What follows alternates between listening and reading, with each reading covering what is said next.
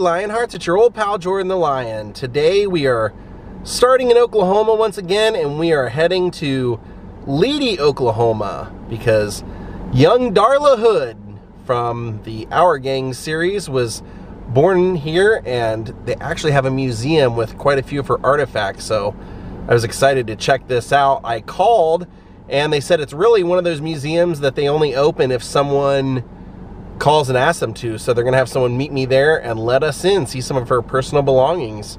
Days with Jordan the Lion begins now.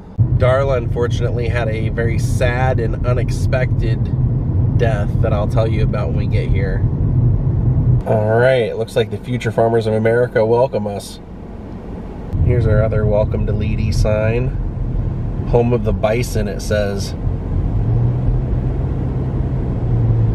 We're not coming here for the bison, we're coming here for the little rascal. Well, here's our museum, the Boswell Museum.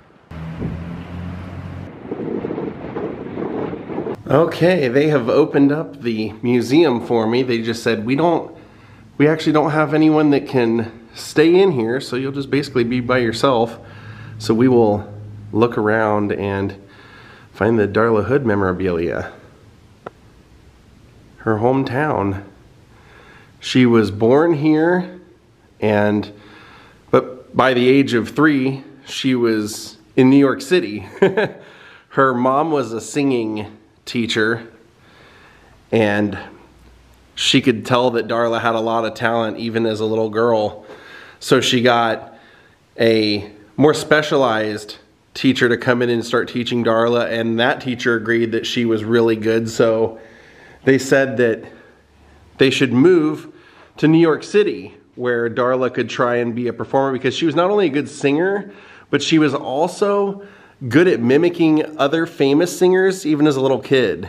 So she started singing in the Edison Hotel and was discovered there by Joe Rifkin, the guy who was casting for the Little Rascals. So she got her first contract at 3 years old. So this is mentioning a lot of the local businesses way back in the day.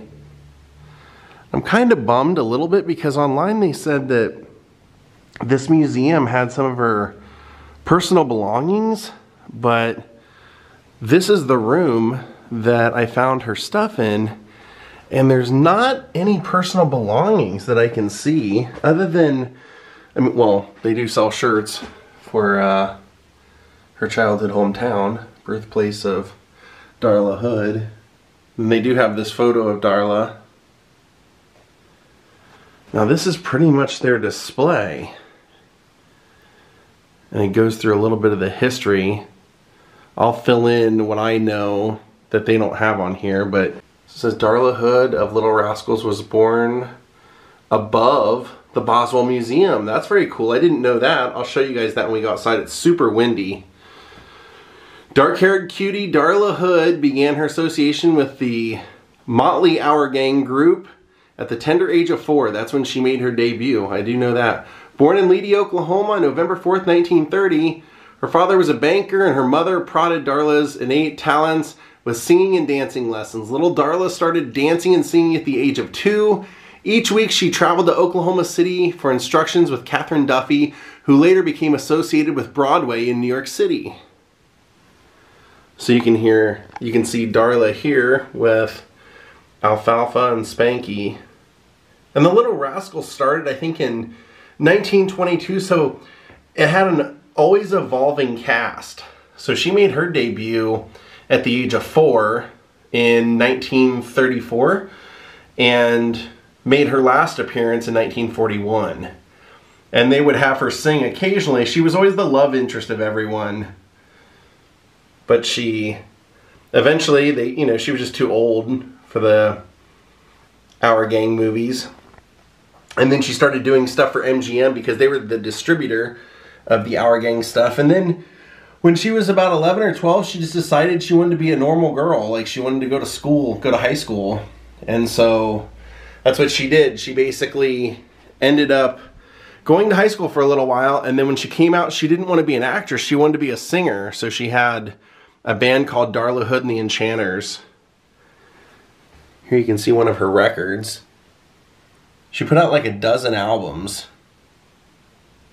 And then she ended up marrying, there she is coming out of the little heart down there. She ended up marrying a record executive. Had a couple of children. Leedy's leading lady is now Hollywood bound to play with Shirley Temple. Think of that. To be 3 years old and for people to tell that you had that kind of talent already. So here the story continues a little bit. It says, when Darla was 3, Miss Duffy took her to New York City, a trip that led her to a professional career. Darla made an unplanned singing debut at the Edison Hotel in Times Square, and the crowd roared in appreciation. A Hal Roach agent spotted her, and she was screen tested and signed to a 7-year pact at $75 a week. She continued show business after her contract with Little Rascals ended. She performed on TV, radio, and also performed voiceover work on commercials and became a well-oiled impressionist and trick voice artist. Now, this also shows or goes into a little bit of how she passed away, which was really sad.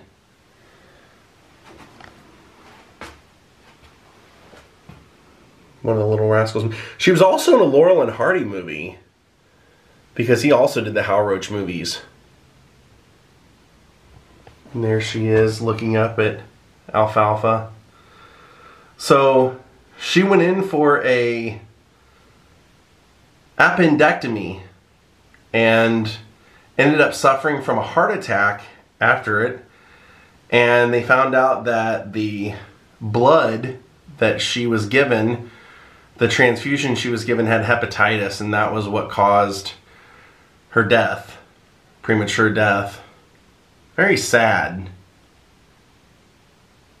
I mean, think of that. You go in for an appendectomy and then you pass away at the age of, I had heard 47 years old, but I had also seen different places that she was born in 1931. This says she was born in 1930, so she would have been 48 by their records. Well, at least they remember her. Have a little bit of information here. Just, I was led to believe they had personal belongings. That's what it said online. And then this stuff is from the local Rex Theater that used to be here from 1917 on. So you can guess that they probably were playing her Our Gang shorts there. And Darla, when she was making her career as a singer, she used to appear very frequently on Merv Griffin shows. Well, I will say that I did expect more, but I do appreciate any museum that tries to remember anyone made a contribution to cinema or television or music, so good on them for having a little space there for her. No such luck in thinking that this was her stagecoach or anything like that. This museum does have some pretty crazy historical pieces that are donated by locals. That pump organ. Then look at this chair. They're all bull horns. Look at this old-time telephone.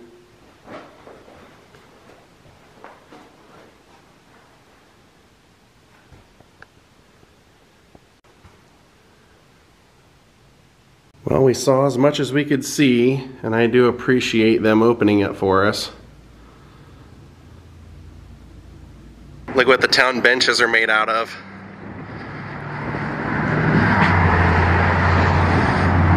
Backup pickup trucks. Resourceful. So she would have been born right up there.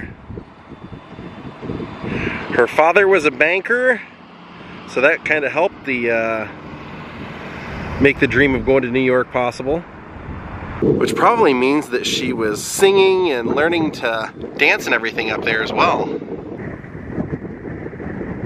Darla Hood isn't buried here in Leedy, but I did go to her grave at Hollywood Forever Cemetery. So if you look on my channel, under Darla Hood's grave, or even the grave of Alfalfa, both of them are in the same cemetery, so I went to both at the same time.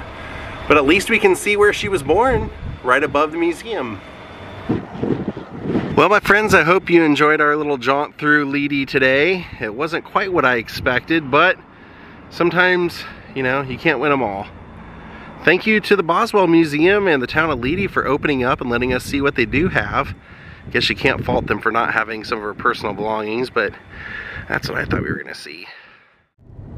The town of Leedy was about, I would guess, about 3 or 4 blocks long going down the main street, so kind of cool to see what you can accomplish coming from a small town and everything that Darla did.